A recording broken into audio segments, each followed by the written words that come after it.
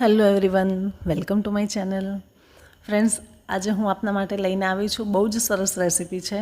હા, રેસીપી આવતા થોડી વાર લાગી ગઈ છે, એ બદલ સોરી. પણ આજે જે રેસીપી લઈને આવી છું એ એક જાતની માર્કેટમાં અત્યારે બહુ જ ટ્રેન્ડિંગ રેસીપી છે, જે છે ચોકલેટ કેક બાઉલ. તમે આને જરૂર જોજો. તમે હજી સુધી મારી ચેનલને સબસ્ક્રાઈબ ના કરી હોય તો પ્લીઝ કરી લેજો. ચાલો, મારી બેકરીમાં આપનું સ્વાગત છે. હું અહીંયા મેઝરિંગ કપ લઈ રહી છું. આજે હું તમને એક્ઝેક્ટ પ્રોપર કેવી રીતે મેઝરિંગ કપ વપરાય તે બતાવીશ. આ 1/4 કપ છે અને 1 કપ છે. 1 કપ એટલે 1/4 કપ 4 વખત તમે લો એટલે 1 કપ પૂરો થાય, બરાબર છે. અને તમે ગ્રામથી જુઓ તો 125 ગ્રામ સમથિંગ થઈ રહે. હવે હું અહીંયા 1/4 કપ જે છે એનાથી 3 કપ ભરીને લઉં છું મેંદો. અને એમ જોવા જાવ તો 1/4 કપ કહેવાય. જો 1/4 કપ મેં લીધો મેંદો, અથવા તો 3 વખત લીધા છે 1/4 કપ મેંદો. અને 1/4 કપ એક વખત લઉં છું હું કોકો પાવડર. એટલે એક્ઝેક્ટ 1 કપ થઈ જવો જોઈએ. પણ તેમ છતાંય જો કપમાં થોડી જગ્યા બાકી રહે છે, કેમ કે મેં જેવી રીતે કપ ભર્યો છે તમારે પણ એવી જ રીતે ભરવાનો છે. ઘણા લોકો શું કરતા હોય છે, કપને ડાયરેક્ટ મેંદાની અંદર દબાઈને ભરતા હોય છે અને લેતા હોય છે, તો એમાં મેંદો વધારે આવે. હંમેશા કપ આવી રીતે જ ભરાય. હવે હું તમને ગ્રામથી બતાવું તો આપણે જે મેંદો અને કોકો પાવડર લીધો એને એક બાઉલમાં ચાળી લઈએ, એટલે બંને એકદમ સરસ મિક્સ થઈ જાય અને અંદર એરેશન પણ આવી જાય. હું તમને અહીંયા ગ્રામથી પણ બતાવું કે 1 કપમાં જુઓ એક્ઝેક્ટ 123 ગ્રામ થયું છે. એટલે મેં કીધું હતું ને કે 125 ગ્રામ જેટલું તમારું થવું જોઈએ. 1-2 ગ્રામ આગળ પાછળ હોય તો ચાલે. હવે આપણે આની અંદર એડ કરીશું 1 tablespoon cornflour, 2 tablespoon milk powder, જે સૌથી મોટી ચમચી આવે છે એ લીધી છે. સાથે લઈએ છીએ બેકિંગ સોડા, 1/2 ટીસ્પૂન અહીંયા લઈશું આપણે બેકિંગ સોડા. બેકિંગ સોડા પણ આવી રીતે લેવલ કરીને જ લેવાનું છે. તમે જુઓ એકદમ લેવલ કરેલી સ્પૂન છે. સાથે લઈશું બેકિંગ પાવડર, એ 1 ટીસ્પૂન લઈશું. ફ્રેન્ડ્સ, આ જે રેસીપી છે ને એ બહુ જ સરસ રેસીપી છે. તમે આને એકવાર જરૂર બનાવજો અને બને તો મને એના ફોટોસ પણ મોકલવાનો ટ્રાય કરજો. ખરેખર બહુ ફાઇન રેસીપી છે. આ અત્યારે માર્કેટમાં બહુ જ ચાલે છે. તો મને થયું કે ચલો આપણે પણ આ રેસીપી બનાવીએ અને હું તમને બતાવું કે ઘરે પણ બહુ આસાનીથી બની જતી હોય છે અને માર્કેટ કરતાં પણ બહુ સરસ રીતે બને છે. સસ્તી પણ બને છે અને ઘરની હોય એટલે ચોખ્ખી તો હોય જ. અહીંયા મેં 1/2 કપ લીધું છે દૂધ, જે રૂમ ટેમ્પરેચર પર છે, અને સાથે છે 1/4 કપ ખાંડ. અને ગ્રામથી જુઓ તો ખાંડ પણ અત્યારે 100 ગ્રામ જેટલી છે. ખાંડ અને દૂધ બરાબર મિક્સ થઈ જાય એટલે એમાં આપણે ફ્લેવરલેસ ઓઇલ લઈશું. આ રિફાઇન્ડ તેલ છે, એ લીધું છે મેં 1/4 કપ. બધું જ બરાબર મિક્સ થઈ જાય એટલે ધીરે ધીરે આપણે એમાં એડ કરીશું મેંદા અને કોકો પાવડરવાળું મિક્સર, જેમાં આપણે બેકિંગ પાવડર, બેકિંગ સોડા બધું મિક્સ કરેલું છે. ધીરે ધીરે એને પહેલાં મિક્સ કરીશું. ફ્રેન્ડ્સ, હજી સુધી તમે મારી ચેનલને સબસ્ક્રાઈબ ના કરી હોય તો પ્લીઝ કરી લેજો. અને હવેથી મારા વિડીયો રેગ્યુલર આવતા રહેશે. અને હવે આગળ તમે શું જોવા માંગો છો તે પણ મને કમેન્ટમાં જરૂર જણાવજો. આજે હું ચોકલેટ સ્પોન્જની રેસીપી બતાવું છું. એ પ્રોપર ચોકલેટ સ્પોન્જની રેસીપી છે, પણ અહીંયા ફરીથી થોડું દૂધ લઈ રહી છું. મને ખીરું થોડું ઘાટું લાગતું હતું તો મેં ફરીથી 1/4 કપ જેટલું દૂધ લીધું હતું અને એને પણ આમાં સમાઈ દીધું છે. અને ખીરું પ્રોપર બનીને રેડી છે. હવે અહીંયા હું એડ કરીશ એમાં 1 ટીસ્પૂન જેટલું વિનેગર. આ સૌથી છેલ્લે એડ કરવાનું છે. અને મેં મારો ઓવનને 180 ડિગ્રી ઉપર પ્રીહીટ કરવા મૂકી દીધું છે. આપ જોઈ શકો છો ખીરાની ઉપર વિનેગર નાખતા જ ઉપર થોડું વ્હાઇટ પાર્ટ આવી ગયો. એનો મતલબ કે આપણે એની અંદર જે બેકિંગ સોડા એડ કર્યો હતો એ એક્ટિવેટ થઈ ગયો છે. હવે હું જ્યારે અહીંયા ખીરું ભરતી હતી ત્યારે મારો કેમેરો ઓફ થઈ ગયો હતો, તો મેં અડધું ખીરું આ જે ડિસ્પોઝેબલ બાઉલ માર્કેટમાં મળતા હોય છે કેક માટેના, એ મેં લીધા છે. એમાં કોઈપણ જાતનું તેલ કે ઘી કંઈ લગાવવાની જરૂર છે નહીં. ડાયરેક્ટ જ મેં એમાં ખીરું ભર્યું છે, પણ થોડું ભર્યું છે. અને થોડું ખીરું વધ્યું તો એને મેં કપકેક લાઇનરમાં ભરી હતું અને ઉપર ચોકલેટ ચિપ્સ એડ કરી હતી. હવે હું અહીંયા મારું જે બેટર છે એને પ્રીહીટેડ ઓવનમાં મૂકું છું અને સાથે કપકેક પણ મૂકી દઉં છું. અને હું અહીંયા 20 મિનિટ માટેનો ટાઈમ આપું છું. 20 મિનિટ પછી મારી કેક અને કપકેક બંને બનીને રેડી છે. આપ જોઈ શકો છો એકદમ સરસ બનીને રેડી છે। હવે મેં અહીંયા આપને એક પ્રશ્ન થશે કે જે મારા કપકેક છે એ અંદર થોડા સિંક થઈ ગયા છે, કેમ કે મેં એની ઉપર વ્હાઇટ ચોકલેટ અને ડાર્ક ચોકલેટ થોડી વધારે એડ કરી હતી, એટલે એ અંદર જતી રહી છે, એટલે ઉપર ખાડો પડી ગયો છે। જો એ ના નાખી હોત તો પ્રોપર લેવલમાં બન્યા હોત। આપ ટૂથપીકથી આવી રીતે એકવાર ચેક કરી લેજો, જો કે 20 મિનિટમાં થઈ જ જાય, કેમ કે ખીરું બહુ જ ઓછું છે, મારે પણ 20 મિનિટમાં બનીને રેડી છે। હવે આને આપણે ઠંડા કરીશું।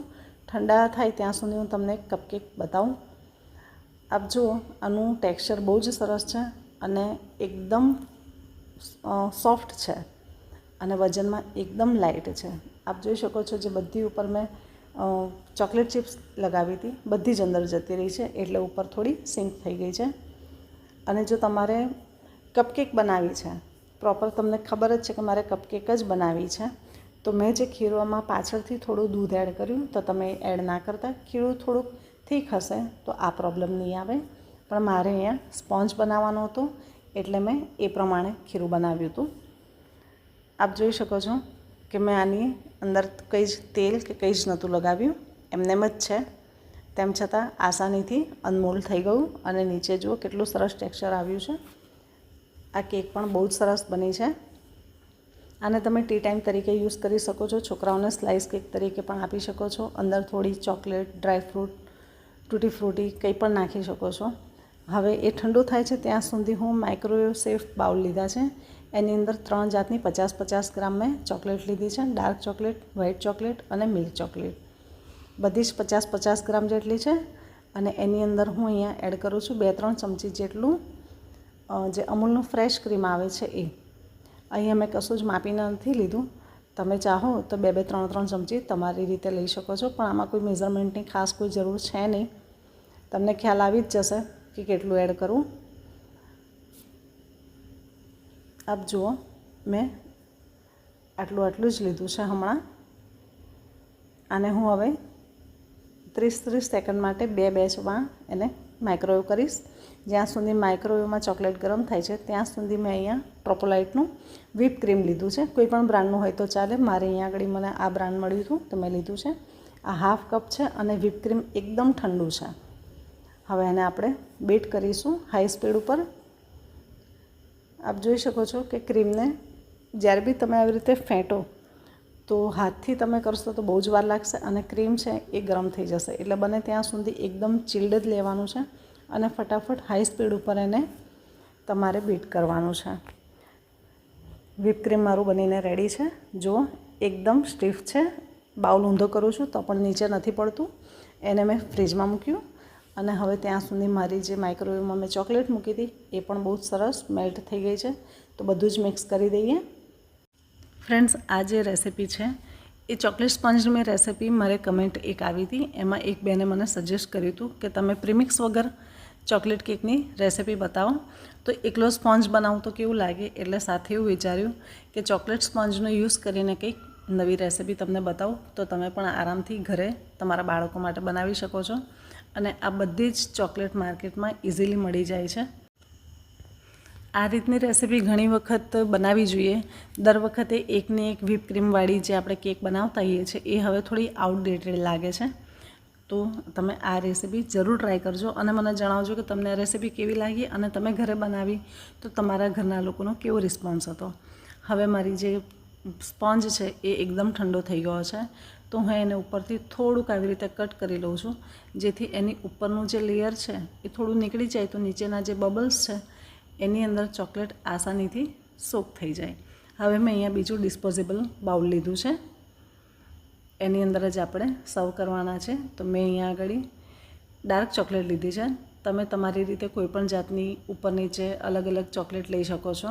મેં અહીંયા ડાર્ક ચોકલેટ લીધી છે, તમે મિલ્ક ચોકલેટ લઈ શકો છો, વ્હાઇટ લઈ શકો છો અને તમારી મરજી પ્રમાણે ઓછી વધારે પણ લઈ શકો છો।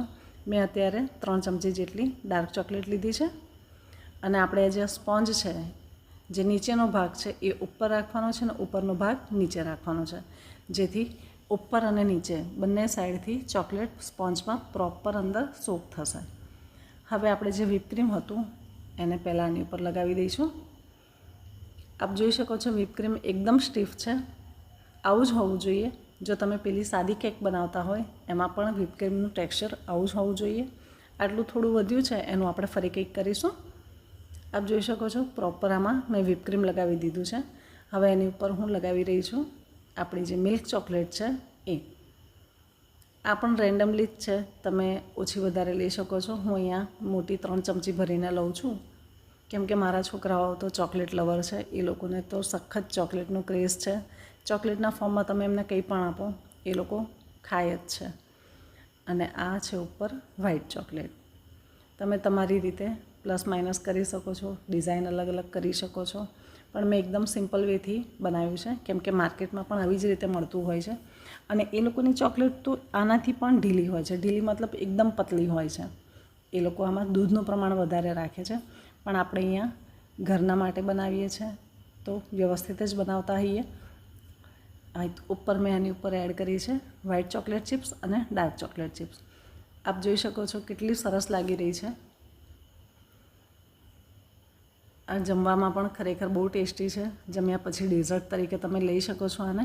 હવે આને હું થોડી વાર માટે 15-1 મિનિટ ફ્રીજમાં રાખીશ તો થોડું ઠંડુ થઈ જાય. અને જે વ્હીપ ક્રીમ થોડી બચી હતી એ આવી રીતે આપણે જે કપકેક છે એની ઉપર થોડા લગાવી દઈશું. આ તો ઓપ્શનલ છે.